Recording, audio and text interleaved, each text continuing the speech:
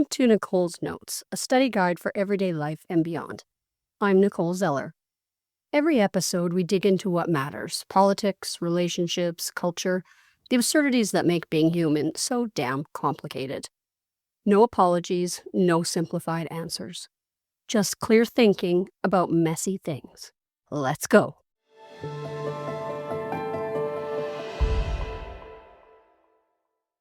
Last episode, I told you I stopped believing in God. Today, I'm telling you why that actually makes more sense, not less, when you look at the evidence. Because here's the argument I kept running into growing up, and honestly still hear constantly. The complexity of life requires a designer. The intricate machinery of the human body is proof of divine creation. We're too perfect to be accidents. But I want to spend some time on that word, perfect. There's a massive difference between perfect and successful. And confusing the two is one of the most expensive intellectual mistakes we make. Perfect would mean no errors in the blueprint, no genetic diseases, no vestigial organs sitting around doing nothing except occasionally exploding. Vestigial means useless. No appendix, no wisdom teeth evolving to fit a jaw that got smaller. No CFTR gene mutation, which leaves 100,000 people worldwide drowning from the inside out. That's not what we are.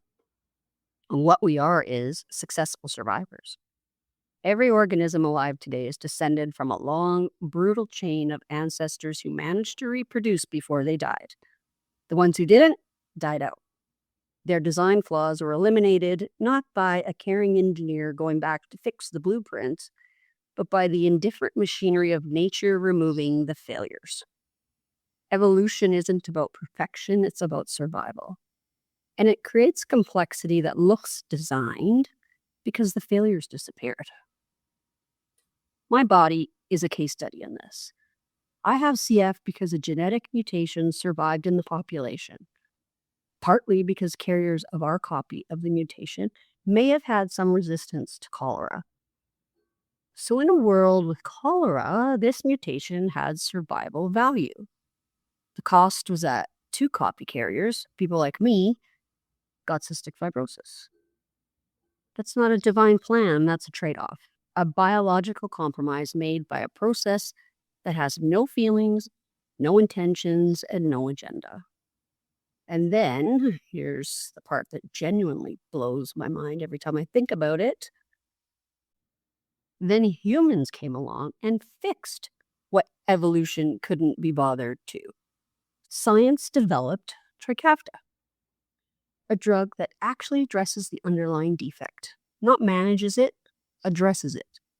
The protein that my broken gene can't fold correctly, this drug helps it fold. Humans did that, not prayer, not faith. Observation, hypothesis, experiment, failure, iteration, clinical trials, and peer review. We fixed what God couldn't. Here's where this gets philosophically interesting. If the universe is designed, if there's a God who built all this and is actively involved, then suffering has to be explained. You have to account for cancer in 2-year-olds. You have to account for major climate disasters. You have to find a reason that makes the ledger balance. But if the universe is indifferent, if there's no one running this operation, then suffering doesn't need a reason. It's just the physics. Bad things happen because matter doesn't care about you. Your DNA can mutate. A fault line can slip. A virus can evolve. None of it is personal. And perversely, that is more comforting to me than the alternative. Because it means the world isn't cruel, it's just indifferent. And honestly, indifference I can work with. Cruelty requires intent. Indifference just requires a response. And responding, that's exactly what I do.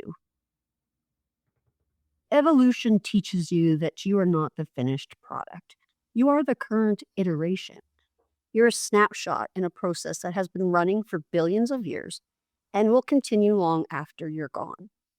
And within that process, you get to make choices. You get to refuse the limitations that your blueprint handed you. You get to clear your own airways, build your own strength, take your medication, push your body, demand more from the universe than it volunteered to give you. That's not despite the lack of a creator, that's because of it.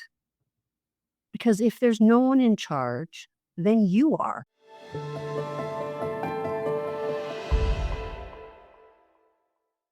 Next episode, what actually replaces God?